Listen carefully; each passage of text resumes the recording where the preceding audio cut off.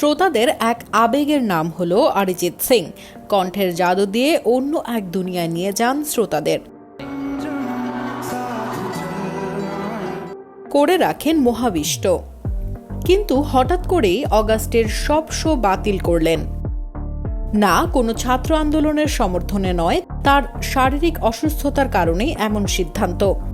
সামাজিক যোগাযোগ মাধ্যমে পোস্ট করে গায়ক লিখেছেন, অত্যন্ত দুঃখের সঙ্গে জানাচ্ছি, মেডিকেল এমার্জেন্সির জন্য অগাস্ট মাসের সমস্ত কনসার্ট পিছিয়ে দিতে বাধ্য হচ্ছি।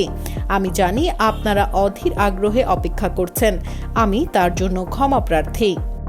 আপনাদের ভালোবাসা এবং সমর্থনই আমাদের একমাত্র ভরসা।